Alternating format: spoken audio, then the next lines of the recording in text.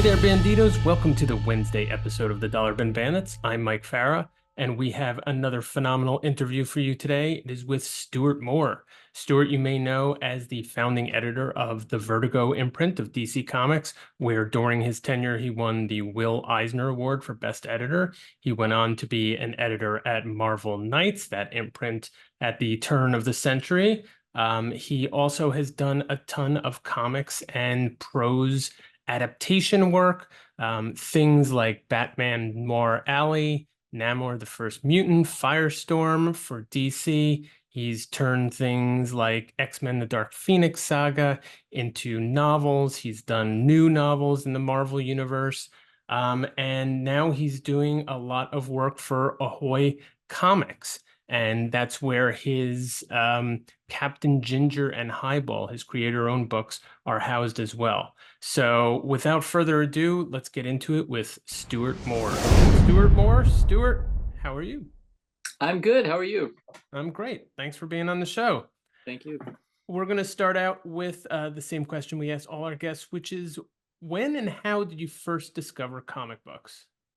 Did I first discover comics? I think I was 5 years old, and I think I still have the evidence. I have an issue of Action Comics, and it was this was kind of unusual that far back, but it was part 2 of 3 of a story, and I didn't get to read the beginning or the end until like decades later.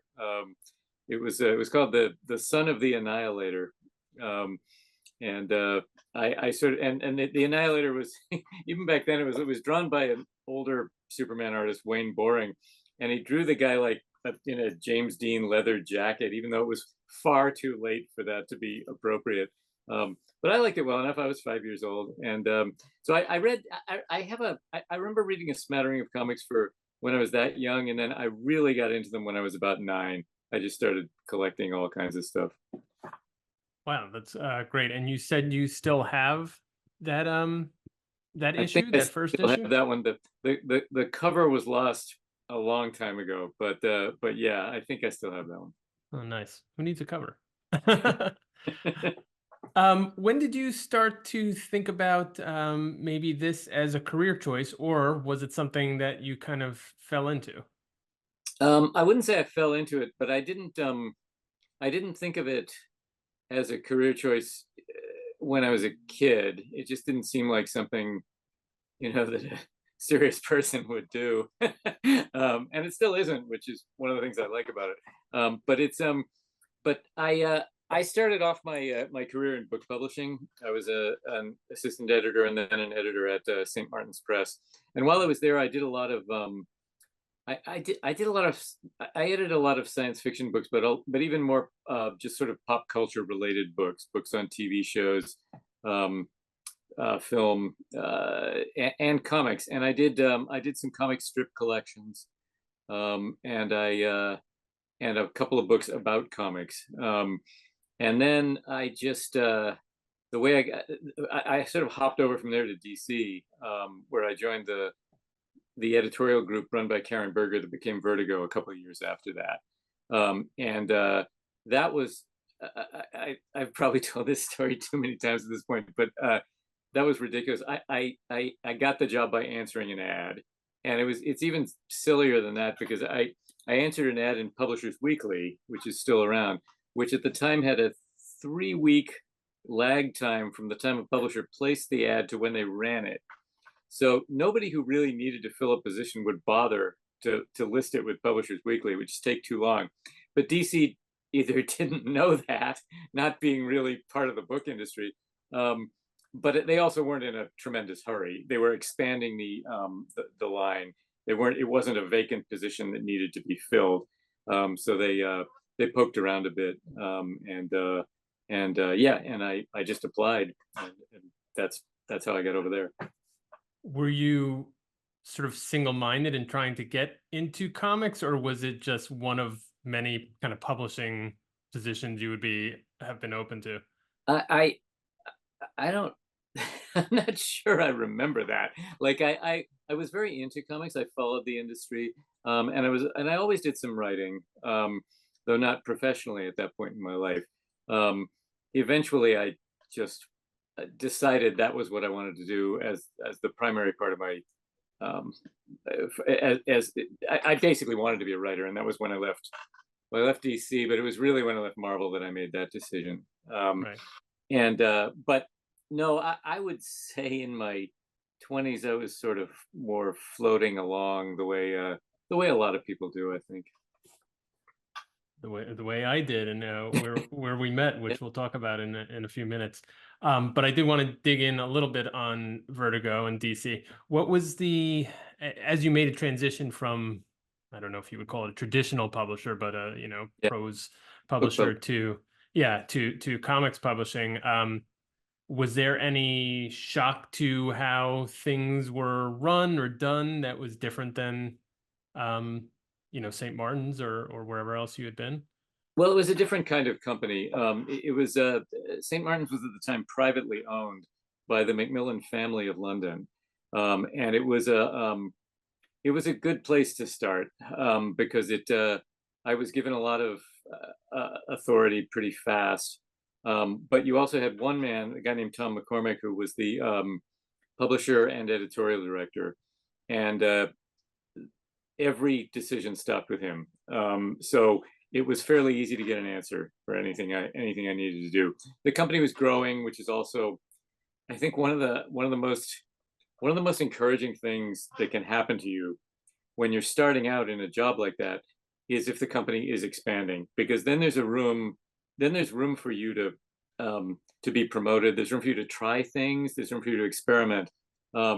If you're in a company that's really hunkering down, which actually probably describes Marvel when we were there, at least when we overlapped. It was after the bankruptcy. Um, Hmm. then that can be a little bit more frustrating. But I was at a different point in my career, so it wasn't quite like that. DC was already part of Warner Brothers. It was a much more corporate environment in a way. The nice thing about it was it had much deeper pockets. There was a lot more. They were willing at the time to spend a lot of money on material. They were willing to send us around to conventions, and we were able to use the expense account to woo talent quite a bit at that point, which helped especially when we were starting the imprint. And Vertigo itself, as you said, is sort of it was expanding, or it was a new imprint. What did you know that coming in, that this is what you'd be concentrating on at DC, or was that something you found as you came in that was already in process with Karen Berger sort of putting it together? It was sort of a combination. I knew the editorial group I was joining, and they were already publishing Sandman, uh, Peter Milligan's Shade, Swamp Thing, of course, and Hellblazer, and the Grant Morrison books, Animal Man and Doom Patrol. So that was all in place. Those were, Hmm. so I knew the kind of material I was going to be focusing on.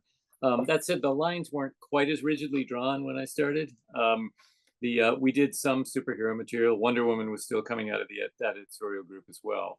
Um, so it was about it was about 2 years later that the decision was made to really segment things off and create Vertigo as a place where those books, because there was another editorial group that was also doing some mature readers books, and that got kind of phased out in favor of having our department really handle that end of things. And that let us really forge an identity, which wasn't hard because, as I say, a lot of those books were already being published. The real challenge was always when somebody left one of them, when an Alan Moore left a Swamp Thing, or Rick Veitch, which happened shortly before I came on, or when Jamie Delano left Hellblazer, that sort of thing. Because those books were so idiosyncratic and so much the product of the writer's sensibility, especially if it was the first writer on a series, Hmm. as with Jamie and Hellblazer. It was a challenge to come up with something that worked just as well, but wasn't the same thing at all. Was it because it was something, well, I mean, it was already in process, but Vertigo itself was something new Yeah. within DC, and kind of within comics in terms of that kind of imprint? I really think it was kind of a trailblazer. was there sort of a palpable kind of excitement to that work and that particular group within Oh yes, DC? yeah. We knew we were onto something. Like we knew we were involved in something. I don't like to overstate the achievement of the place because I sort of thought it. I sort of thought of what we were doing as sort of a almost a bridge between traditional mainstream comics and some of the more uh, personal voiced independent stuff that was coming out at the time, like Love and Rockets, Cerebus, which turned into something very strange, but was really revolutionary in its time. And ElfQuest, of course, like there was a lot of that Right. stuff coming out.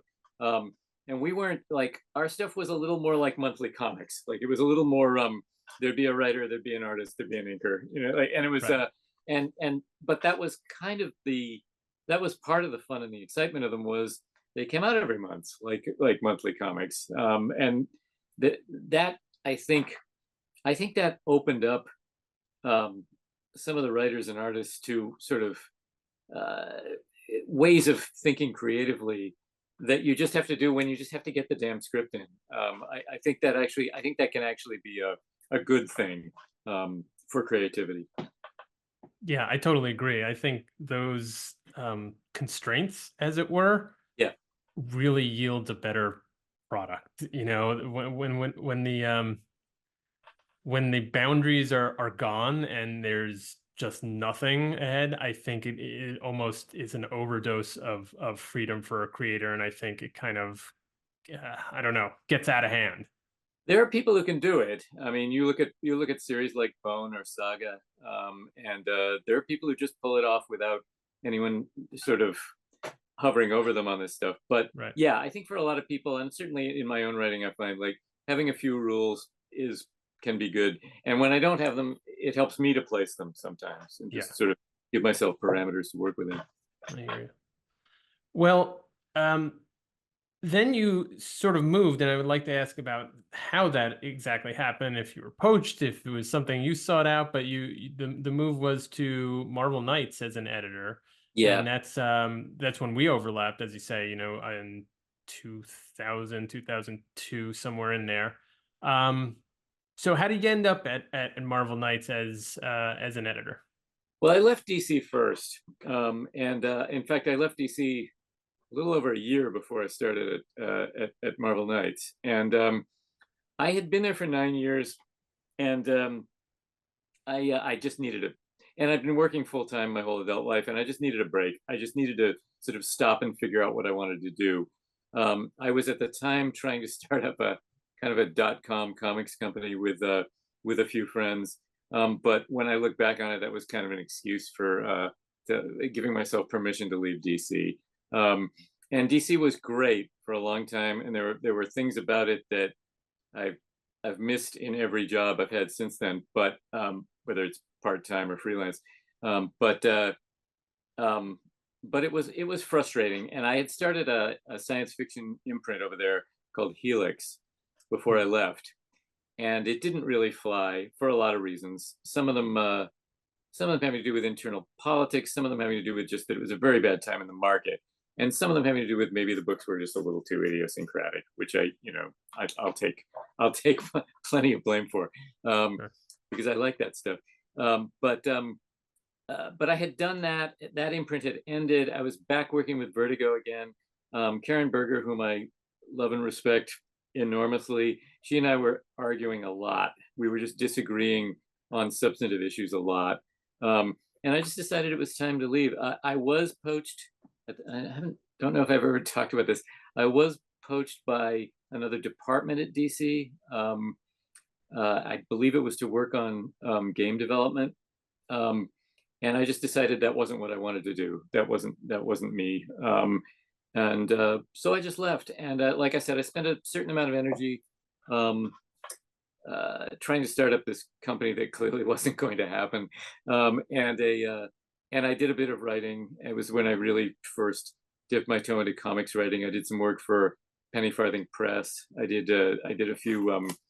I think I did a Star Trek Voyager story for Wildstorm actually during that time. But I didn't dive into that full on either. I really wasn't sure what I wanted to do. And then what happened was Joe Quesada called me about the Marvel Knights job. And it was Richard Starkings who recommended me because I had worked with him. He had lettered several projects I did at DC. And he was lettering, he might have been lettering the entire Marvel Knights line at the time. I'm not sure. I don't remember exactly. But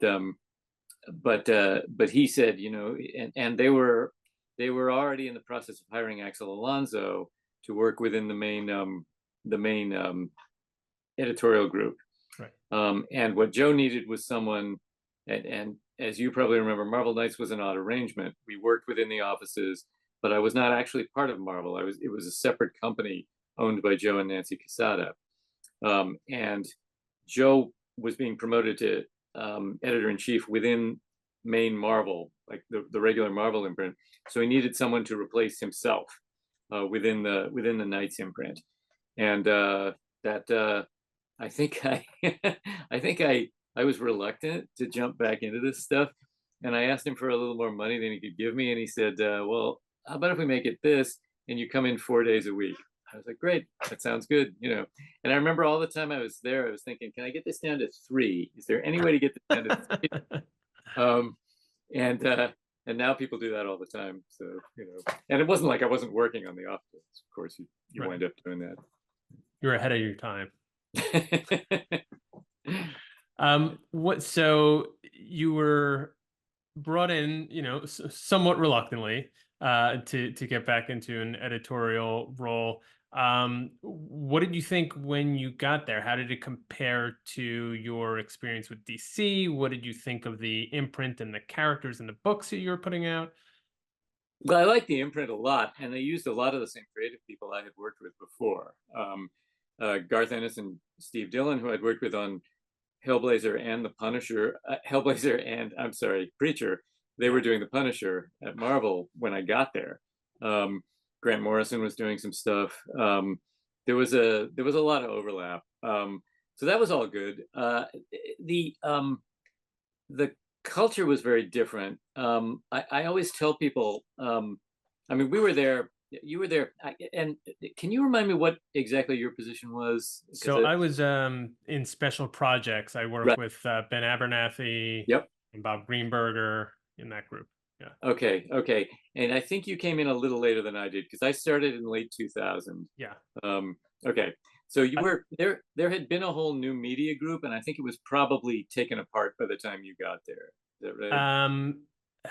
It was, I think it was taken apart when I left. Okay. It's sort of, even though I wasn't part of that group, I was part of the re-envisioning or the restructuring that sort of, you know, sort of pushed them out, I guess, to a certain degree. Yeah. The only survivor was John Roberts, who went on Yeah. to co-found Comixology. Yeah, Yeah. he's a genius. But We've had him on anyway, the show. Yeah, we talked about it. Yeah, I still he's keep in amazing. touch every once. Amazing. Yeah, once in a while. But nice guy too. Yeah. But yeah, when I got there, Knights operated its own shop, but Marvel had, of necessity, because of the bankruptcy, because of all the cutbacks over time, had developed a very, very streamlined way of working, and it and very much embraced a digital workflow, which DC was very resistant to. It took them years to really, after that, to really get all that going. And the thing I remember, and I remember telling Tom Brevoort this at one point, was when I got to Marvel, I was amazed how easy it was to make a comic book, because at DC it just, like, there was just all this red tape. Everything had to go through different stages. It wasn't like my editorial decisions were being second guessed in particular. It's just everything took a long time. Like everything, Right. you had to physically move all the boards. You had to do all this stuff, and at Marvel we'd just do it. Like we just get the files in. If we had to change something, somebody would change it. Like it was very fast. And as a result, and this is also a result of the bankruptcy, editors at Marvel handled a lot more titles than I was used to at DC, and that was how they could do it. And so and they came out faster. Like at DC, I would work on a new title, something starting from issue 1, and it'll be a year before it came out. At Marvel, it could be a few months. Like so, like I remember when Axel started, he came right over from DC with no break, and he had books coming out from both companies for months because the DC stuff Stuff with just all right. took longer. Yeah. So that was the main thing. Knights was, as I said, very much a separate shop. We were pretty easy about things like, I mean, we kept regular hours, but it was flexible enough, more than it was for mainstream Marvel at the time. And it was the first year, creatively, it was very wide open. Like we were encouraged to do all kinds of stuff. Um, Knights was a little bit, as Vertigo was when or the editorial group that became Vertigo was when I came on. Knights was it wasn't a terribly hard thing to jump into because it did have a sensibility that was already set. It had certain creators who were, Garth went on and did several different iterations of the Punisher with different levels of seriousness. But a lot of that was set. In a way, Axel and the guys in the editors at regular Marvel had a tougher job because because Joe and Bill Jemas really wanted to change the sensibility of the books, and that required a lot more course correction. I was trying to bring in creators I liked. I tried to come up with a few things like the Marvel Knights two-shot anthology that was a lot of fun, even though it had a lot of deadline problems. But for me, it was I didn't have to reinvent the wheel quite the way they did with some things. Right. Yeah, I mean, it was certainly an interesting part of Marvel, and as you say, it's not even a part of Marvel, but it really kind of more had, it felt like an indie sensibility, and more of a sensibility overall. I think coming out of bankruptcy from Marvel, I think the characters and the books in general were just more in disarray, and Mm-hmm. trying to find that, cohesive, I don't know, structure or approach was probably going to be difficult in any way. And then add on top of it, really trying to take a left turn as Casada and Gemis were trying to do, Yeah, probably added to a little bit and of that tension. don't forget they had also done the whole Heroes Reborn Hmm. project just a few years before that, and that was a big like right left turn that Yeah, they had to sort of. And once that was over, they had to sort of reabsorb those characters back into the universe right. and figure out how to do that and reconcile the continuity and stuff. It was yeah, there'd been a lot of there'd been a lot of like driving off the road, let's put it that Right. way, and some of it worked and some of it didn't. Yeah. And that's always true, I guess. Yeah, yeah.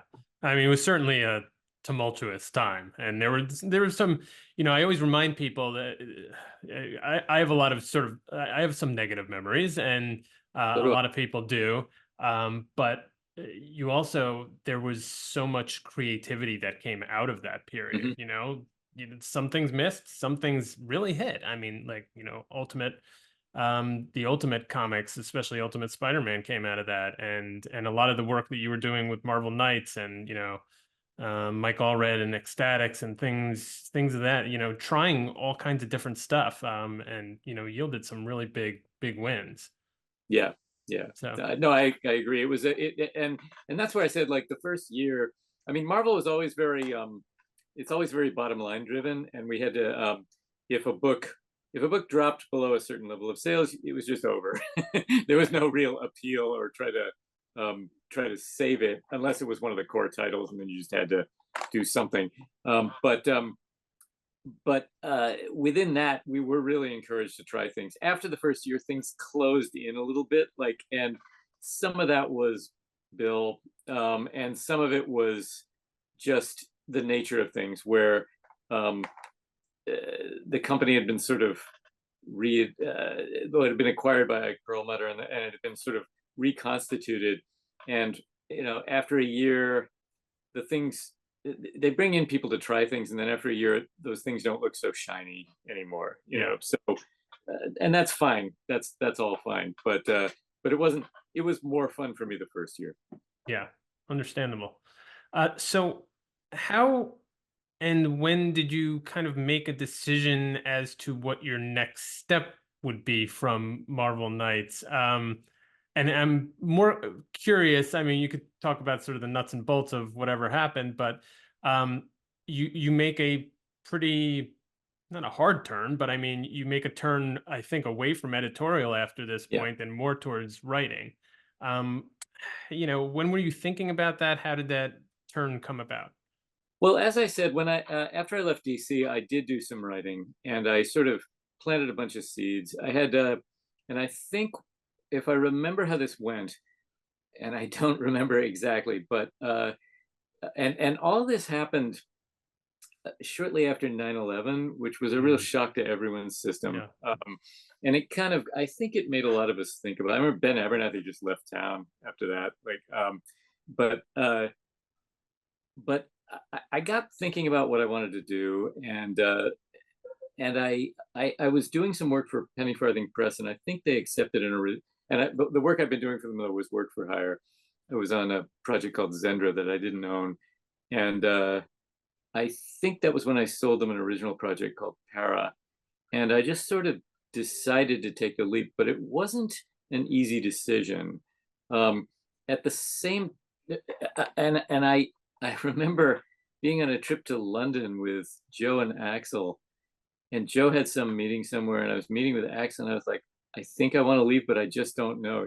And I've been thinking like I shouldn't have taken this trip to London on Joe's dime if I was going to leave, but I really hadn't made up my mind, and not having made up my mind, there was no excuse not to go. Yeah. And it was fun. I'm glad I went, and the three of us had a really good time. But and I think I was useful to the company as well. I think I had enough contacts over there with writers and artists that it was good to have me there. I hope. But I sort of came back, and things were. Bill's a complicated person, as you know. I think he did a lot of good things at Marvel, but things felt like they were closing in a little bit, and I was actually I was sensing something that I didn't even know was going to happen, which was within 6 months of me leaving, they decided to close down the Marvel Knights deal. They wound up keeping it around for another year on a very limited basis. But within 6 months, I probably wouldn't have had a job, and Joe would have been faced with a choice. Like he would have had to try and hire me to Marvel, and I think Bill was pretty down on me at that point. And I don't know how much of that was me and how much of it was that I didn't report to him, so he didn't have actual control over me. But in any case, like the place was just starting to look less fun. Mm, And you're smiling, so I think you I think you went through some of that as well. yeah. But and it wasn't horrible or anything. But I again I think as when I left DC, like I had to tell myself all that because what I really wanted to do was write, and I needed I needed to give myself a kick in the ass basically to do it. So it was unquestionably the right thing to do for me. Great. It sounds like it. And, looking at your bibliography since that point, uh, you know, pretty darn good. I mean, Well, thank you. fairly prolific, but also, in very different genres, very different publishers, and seems like, and we'll get into it, but it seems like you've had, back to that word, more fun, than maybe you were doing at least at the end of your sort of editorial runs. So let me ask you how, you've written a range of comics from a number of publishers, as I said. Uh, is there was there a way, and has it changed in how you choose projects? Are they mostly things that come to you, or are there things that you reach out for? How do you, figure out what you're going to be writing? Well, early on, I just sort of spread myself around as much as I could, and I would I developed a relationship pretty early in my freelance career with Steve Wacker, who was fairly new at DC. I wrote several issues of Justice League Adventures for him, and then when Firestorm came open, he offered me that, and that was with Jamal Igle, who I brought over to Ahoy not just a few years ago. And he lives pretty near me. I still see him. Cool. But and he's great. He's a really sweet guy, but he's also an underrated artist, I think. So there was that. I had some contacts at Marvel. I did some issues of Wolverine and some specials for Axel that I think are some of the best stuff I did during that period, at least. And then I would pitch original projects wherever I could. At the same time, I started writing. I wrote a couple of novels for an imprint called Black Library in England, which is mostly known for Warhammer. And these were a spin-off series called Dark Future that it's actually not that interesting a story, so I won't go in. But I wrote a couple of those. The imprint, the line didn't really take off. It was a revival of a series from the late 70s, I think, and it didn't really take off. But it taught me how to write a novel, basically. And I wrote two of those. They were fun. They were satirical after the collapse of civilization stories. So I did a couple of those, and then while I was doing various kinds of comics work, Marvel decided to launch their own line of novels that they would publish. And Axel was editor-in-chief at the time. He approached me about editing that. And the first one they wanted to do was an adaptation of Civil War. And as usual with Marvel, the schedule was really, really tight. And I said, well, if you want this out in the time you're saying, like, I should really write it because I know the project, I can do it, and I really like the series. So I wound up writing that one. We brought in actually my friend Marie Javins, who's now editor-in-chief of DC, to edit me on that. And she had a long history at Marvel. They knew her. So that was so that's kind of how I got doing novels as a parallel track. And as you say, I've done a variety of different kinds of comics. More recently, I've been doing publishing operations for Ahoy Comics, which also publishes some of my work. And my time has sort of settled down a little bit, where I do some comics projects with Ahoy. I do that work, which is dealing with distributors and work I've never done before. Actually, it's kind of interesting. And then I've done several Marvel novels for different publishers on the side while that's been going on. So I don't know if I answered your question. I don't remember. No, that's a lot. It's kind of an open-ended question, and Yeah. I'm going to go back and sort of unpack some of it. So don't you worry about that. I did, Firestorm struck me as, one of your earlier kind of larger runs on a monthly book. What did you learn from that experience? And it doesn't seem like, it seems like you have a lot of limited series. You have these novelizations, not many more of those long runs on the monthly book. Was there is that purposeful or just, kind of where your career took you? Well, Michael, I could gaslight you and tell you that I think doing a long run on a monthly book was beneath me somehow, but no, it just I just never got another one. I did Namor for about a year. That was the only other real regular assignment I had, and it just worked out that way. I never got the traction at either company to really to really get an open-ended assignment like that. At the same time that at both companies, there were fewer of those assignments to be had. People were being given shorter runs, and books were being restarted and shaken up more frequently, unless they were being done by the real top people. So no, that wasn't really a choice. That was just sort of the way the cards fell. Okay. And did you enjoy that experience? I did, yes. I mean, working with Jamal was amazing. That was great. My editors were very supportive. Steve, and then Mike Siglain, who's now at Disney. As for what I learned from it, like, I sort of, I mean, I knew how monthly books worked. I'd edited a lot of them.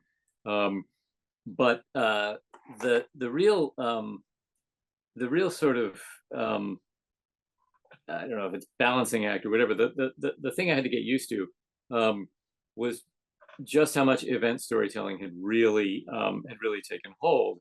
And Firestorm, when I got it, was a marginal book. It was not selling terribly well. I got it with issue 9, I think, somewhere around 9 or 11, can't remember. And it's hard. It's hard in the direct market. It was hard then. It's harder now to drag a book up in sales from that. So we were very much obliged to be as integral as possible with any of the events in order to try and help the sales of the book. And I was on board with that. But when you do that, plans change quickly around you and you have to adjust. I had a character I wanted to introduce. I figured out a way to, a supporting character. I figured out a way to work her into the Villains United plot, which was part of what led up to Infinite Crisis. But then after Infinite Crisis, things kept changing, and they went from that to 1 year later, where we skipped a year of continuity in each of the books, and getting the approvals on what we were going to do for that was tricky. And that was very much one of Dan DiDio's first big babies, and he was all on it. And Dan has a way of changing his mind a lot. So we had to roll with that. I think we did a lot of good work, and I think it came out well. And in the end, it was a book that, as I say, was sort of marginal when we got in. It was sort of marginal when we got off it. It's very hard to goose the sales of a book like that. Right. But I think, but we had a long-term plan. I think we got most of it in, and it was fun. And again, working with Jamal was great. Toward the end of the run, he said, he complained to me. He said, "You're making the scripts harder," and I said, "I am." And I realized what was going on was, after working with him for 8 months or a year, I had kind of subconsciously realized he could draw anything. So I was just making them harder because I knew he could do it. Like I knew I could get things that I wouldn't necessarily get with another artist. So that was fun. Yeah, that's funny.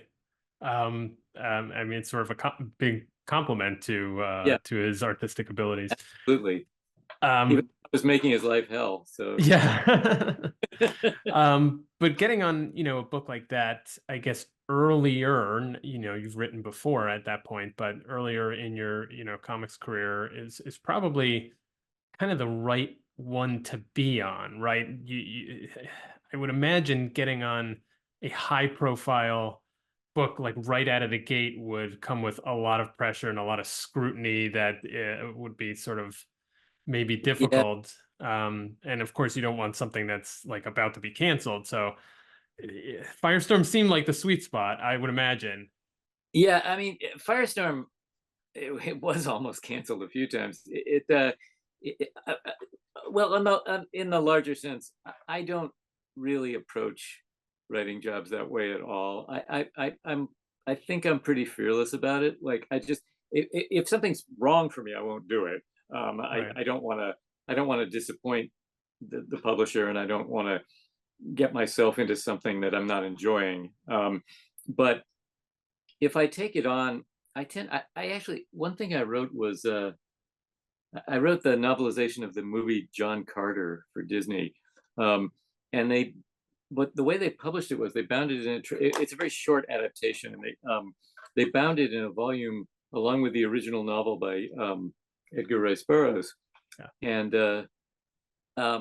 somebody, I think it might have been Peter David, said to me once, "Well, that's a lot of pressure, like being in that same volume. Were you worried about that?" I was like, no, it's just he wrote his book and I wrote my book. Right. Like, people, it's a different story.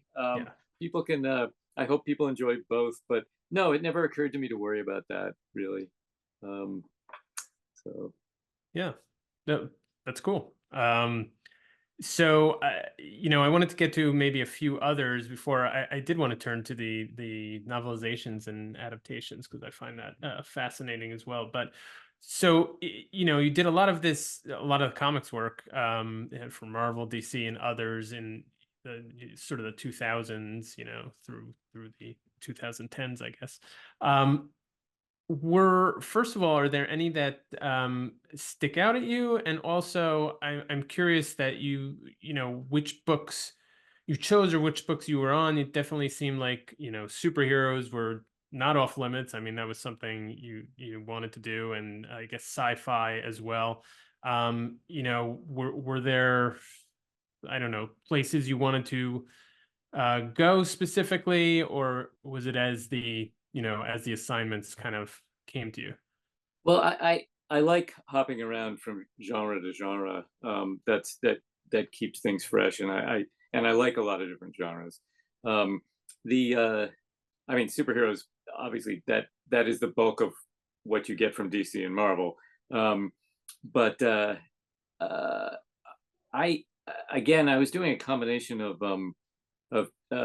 sort of taking assignments and looking for assignments from existing books, and that's not just DC and Marvel. There were I did a few Star Trek specials. I did some Stargate work.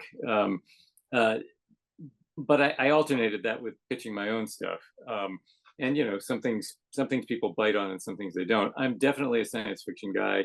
I probably as a kid was as much of a fan of prose science fiction as I was of comics. I still have a lot of that stuff around too. Um, so that's in my blood, and probably a lot of what I tend toward writing is in that general genre.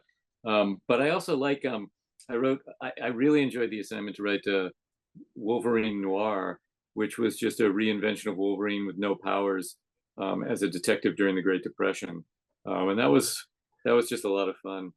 Um, so yeah, I do like doing a lot of different things. I like jumping around. That's one of the nice things about Ahoy is Ahoy works in a lot of different genres as well, and there's some freedom there. Yeah. One more that jumped out at me is the 99. Can you tell Hmm. me a little bit about how that came about and you know, what your experience was on that book? That's another one where I worked with Marie Javins, who's now at DC. And I had known Marie for a long time. She started off at Marvel in the Epic Comics line, which was which was kind of it was structured differently. There are a lot of differences, but it was sort of the parallel effort at Marvel to what we were doing at DC, with Karen's editorial group that became Vertigo. And I got to know Marie at I think it was a World Science Fiction convention, and we had a lot of the same sensibilities. We were working with some of the same people. Um, we were trying to do a lot of the same things within very different um, corporate mandates, I guess you'd say. Um, so I kept in touch with her. I mean, she left Marvel. She went around the world, and then she came back and took this job along with another friend of ours, Sven Larson, who's now a VP at Marvel. And he was the publisher. She was the editor in chief for this company that was basically a startup based in Kuwait. And the goal was to create comics for the Muslim world to be sold overseas. This presented an unimaginable number of distribution problems and some content problems too. We were very careful about what was in those books, but the rules for what can be published are very different in different countries. Saudi Arabia is very different from Egypt, for instance. So it was always a little bit of an uphill battle. Fabian Nicieza wrote the initial run of the books. He wrote the first maybe seven or eight issues, something like that. And I sort of came in, and he started doing more. We started doing more work with DC. He also started doing more transmedia work. And I kind of came in and took over the main book from him. And again, Marie and I knew each other, trusted each other, and I think it was very much writing. It was very much a children's book. Like it was intended that way. And the characters were the 99 names of Allah. They were each had a power inspired by them. There weren't. We never actually got to all 99, but we did a few dozen. And again, there was a newspaper strip that was running in a few papers overseas as well. So it was quite a bit of work for a while, and it was a job that felt it felt very well intentioned. And I got to know those characters. I got to like them quite a bit. Yeah. Yeah, it definitely, sticks out. I mean, it's certainly within the broader realm of, superheroics, of course, but definitely one that, skewed to a maybe a culture or a people that don't really get their, or up until then had not really gotten their due or had not really gotten, integrated into sort of the superhero world. So, Yeah, um, and a story I think I told recently actually was while I was working on the 99, I also had an assignment writing a few specials for Marvel, uh, produced in conjunction with the U.S. military and largely to be sent to soldiers. And I thought that was an interesting pair of assignments to be doing at the same time. But what worked about it for me is they were really both about the same thing, which was international cooperation and the fact that we as humans are stronger when we work together than when we than when we just sort of mindlessly seek out combat or whatever. And the military specials were about that as well. So in a way, they came from the same place, yeah, which I wouldn't have expected when I took on the jobs. yeah, it's interesting. I mean, they're both sort of striving towards the same ideal, even if it's different worlds, so to speak. I have another story about the military specials, which I haven't told anyone. The last one I wrote was for the I guess it was for the national. It was for like most of them were for the army or the navy. I think was one of them, but the last one was I guess it was a firefighting arm of the National Guard, and Hmm. basically it was about like smoke jumpers, but also like it centered on a sort of remote controlled unmanned vehicle that could be sent in very close to massive forest fires. Hmm. So it could spray water. It could show camera views of what was going on and all this. Right. And the plot, Tony Stark is helping develop it. But it was a real thing. It was called Akhenaton, and it was in development. And there was a lot of PR about it at the time. And I thought, this is great. This is really something. And then a few years later, when Obama was president, um, we started using drones to bomb overseas. And I saw the first footage. And I said, holy crap, that's Akhenaton. That's the same thing. They were using it to put out forest fires, and then they sent it overseas to drop bombs. Wow. That must have been that must have blown Weird. your mind when you kind of made that connection. It's a very distinctive shaped vehicle too. Like Right. I could see it, and it. And yeah, we had gotten all the reference. We were like, wow, this is a great little device. Like it's just like it can Right. it So can save beneficial so until beneficial. It's just killing people. But yeah. anyway, that happens. Yikes. Like Yeah. I guess so. yeah, Hopefully not too often, but yeah, I suppose, any technology that can be used for one thing can be used for others. Let's move to the novelization and adaptations, which you've mentioned a few times. Uh, you've done a number of them, and this- really well from what I've seen, and is I wonder about the process. I'm always fascinated, as I said, by the process of adaptation and novelization. Is that something? Is the actual process of doing that, which is different than inventing from whole cloth, something that excites you? Is it something that's is a challenge? Stretches your sort of writing muscles in a different way than just going forth from the blank page, so to speak. well, I've written several Marvel novels, and some of them are adaptations, and some of them are originals. The more recent ones I've done for Aconite are original stories. Okay. And probably my favorite of them is another original that I wrote for Marvel called Thanos Death Sentence, um, where I just pitched a kind of a strange idea for Thanos, where I went back to the early Thanos, where he's obsessed with Mistress Death and trying to Hmm. who he has this helpless love for, who may or may not be all just part of his like insane imagination. Um, but he fails her. It basically starts off with the Infinity War, and he fails her. So she sentences him to walk the universe in different bodies. She gives him a thing called the Infinity Wardrobe, which can change his skin and make him look like someone else. So he basically has to do this until he proves himself to her. And it gave me a chance to write a story that wouldn't have worked very well in comics, or probably in film either, because he doesn't look like Thanos for most of the story. Okay. He is Thanos. He's a sort of a beaten down, unsure Thanos, but he is building himself up, and everywhere he goes, he sort of winds up falling into old patterns and trying. Well, that's not entirely true. At one point, he settles down, has a family, but things inevitably go wrong. I like the episodic structure of it. I like the premise, and I like the fact that it sort of starts off with the big superhero battle and then gets quieter after that. The adaptations, they're all different. They're all very different, actually. Civil War, I really dove into. That was the first one I did, and Civil War was a challenge and one I really liked, because the original series, and it's both, as you know, it's both loved and hated within Marvel fandom. The original series is very much of its time, which is the late George W. Bush era. It's very much post-invasion of Iraq, post 9/11 terrorism thinking. And the real question in it is,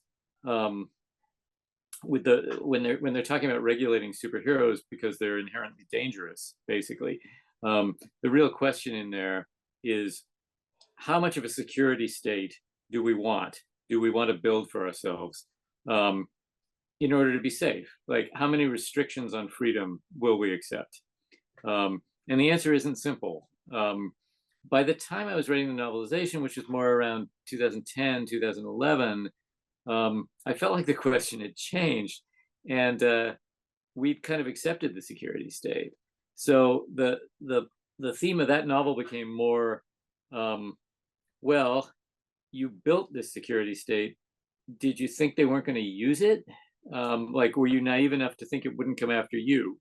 And I had a lot of, I think that worked. Like, I had a lot of fun with it. If I were writing that story again now, I'm not sure what I'd do with it. Like, it would be, because this is a whole different, very chaotic era, where and I'd have to come out the frame. That's a uniquely, like, I'm kind of obsessed with stories that are of a particular moment. Yeah. And that's Civil War of the modern era is probably the biggest example of that, the most precise, and the fact that it worked over the entire line is amazing at all. The other books, X-Men, the Dark Phoenix saga, that posed a lot of structural challenges because the original sprawls out over so many issues, and I had to tighten it a bit. But I made the prologue the origin of Phoenix, where she pilots the shuttle down, and then I jumped a year or two, because I wanted to establish who she was, and I wanted to sort of bring in some threads that I thought had been a little bit lost. Other than that, that was mostly just a case of updating. What I did like about that one, though, actually, I could rattle on about this stuff all night, Sure. but what I liked about that one is, there are actually at least 3 distinct ways to look at the Phoenix Force. One is as a mythical cosmic force that's been around forever, and that can possess people one way or another. You can also look at it as the personal, and on a personal level, as the expression of a young woman's rage.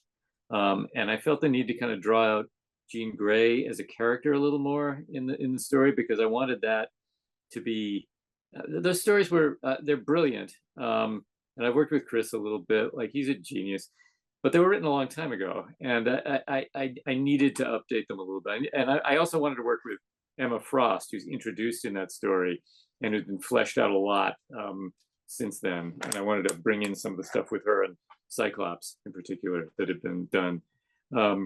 But the other way to look at the Phoenix Force that's in the original shuttle story and kind of dropped after that is that it can be seen as a secondary mutation.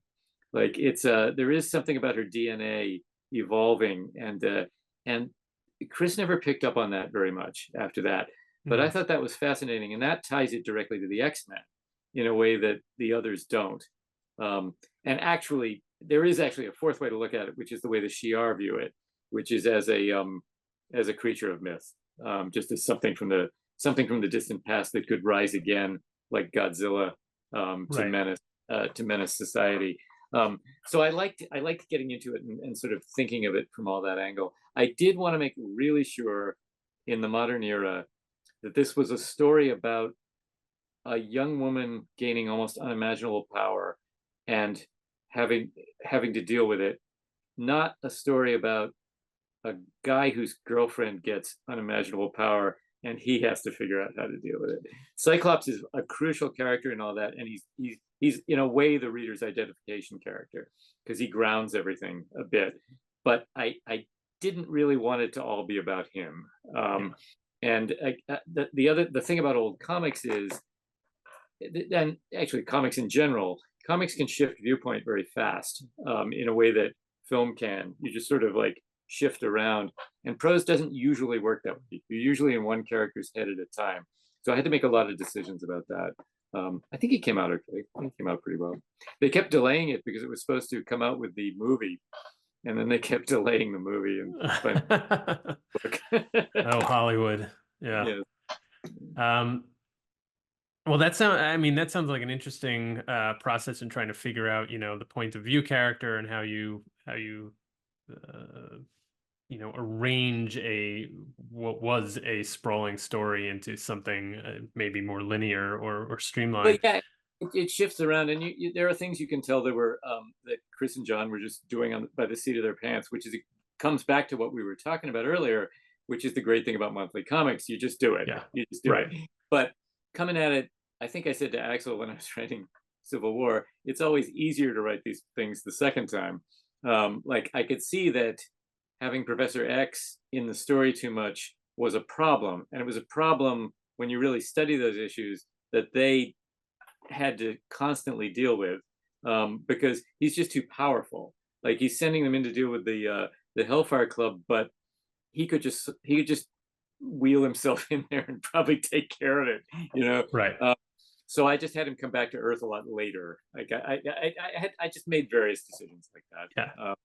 The newest books I did, for Aconite, Target, Kree, and Into the Dark Dimension, are technically tied into the Marvel Crisis Protocol game, but all that meant was I had access to and was asked to use all the major characters. And what we really tried to do was create a Thanos movie level storyline. And I wrote the first one, and I set up the second one. I introduced a team called the Shadow Avengers, and they came back and said, we want another one out next year. And I just couldn't do it again that fast. Like I had duties to Ahoy. We were coming out of the pandemic, and I needed to spend more time with my mother, that sort of stuff. And I just said, like, I can do the third one, but I can't. And they brought in a very talented writer named Carrie Harris.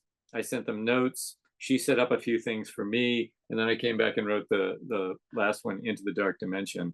And that one I'm quite proud of. I had a little more time to write it than I'm used to, and I think it benefited from that. It wound up longer than it was supposed to be, because it has all these characters and it brings together all these threads involving Dormammu having conquered the multiverse.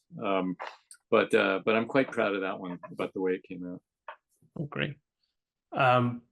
Do you ever foresee a future where you choose one format or another, or do you just like, certain things about comics and certain things about prose that, you're always gonna kind of hold together? Yeah, that's definitely true. I like both.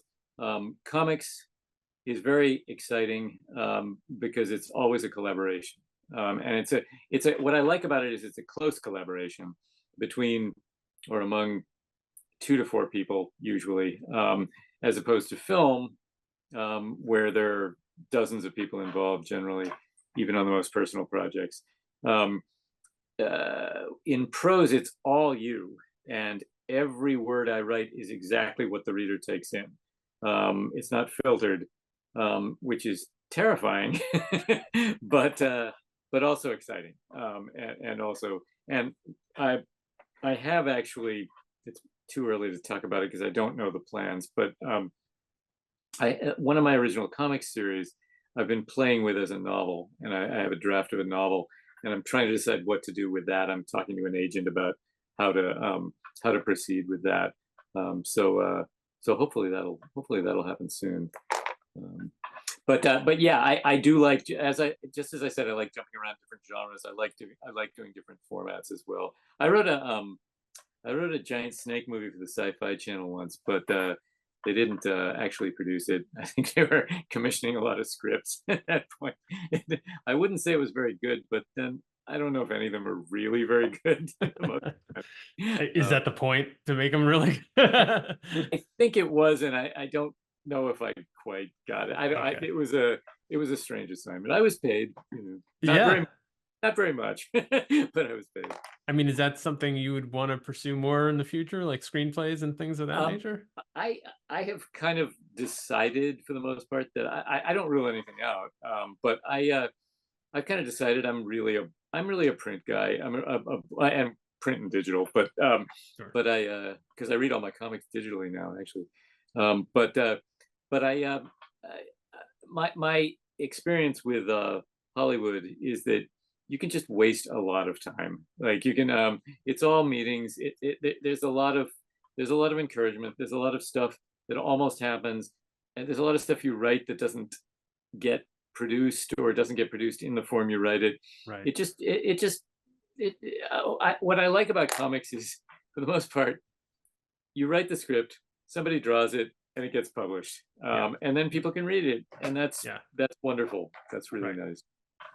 Yeah, I think the silver screen and TV, well, TV more than movies is a writer's medium, but I don't think movies are very much, they're definitely collaboration and the writer plays a part, but it's definitely not a writer's medium.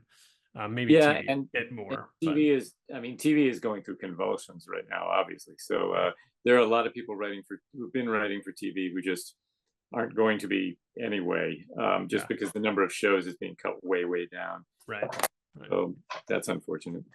Yeah, sure is. Well, I think it's probably a good move then to stick to the novels and the comics. We'll see.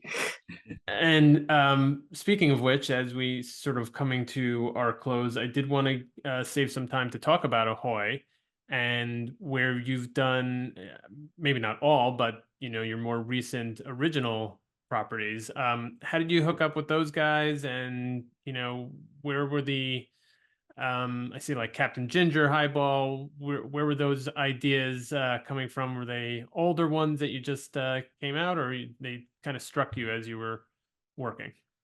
Ahoy was originally started by Hart Seeley, the publisher, and Tom Pyre, who was the other editor in Karen's group when I came to DC. Actually, he was her assistant when I came there. But when we started Vertigo, he was the other editor, and he and I have been friends for a long time. We think a lot alike. We and One of the reasons Ahoy works as well as it does is I handle a lot of, not the business, but a lot of the scheduling and coordination and things. And most of the problems at the company are just solved by the two of us getting on the phone, and we just figure it out. They were going to start up a company, in part to publish some of Tom's work, but they wanted it to be larger than that. He originally asked me to edit some of his stuff, and I told him I didn't want to edit anything anymore. And we started it up, and again, Sven Larson, who I mentioned before, helped us with the initial production setup and marketing. And he and I actually drove from New York down to Baltimore to present the line to Diamond, and which went great, and they accepted it. And then literally, that was on a Friday, I think, and on Monday he called me and said, "I'm taking a job at Marvel." So that left a void at Ahoy, as a sort of someone who needed to be operations, like just kind of the hub of the wheel where everything would kind of come around, revolve around it.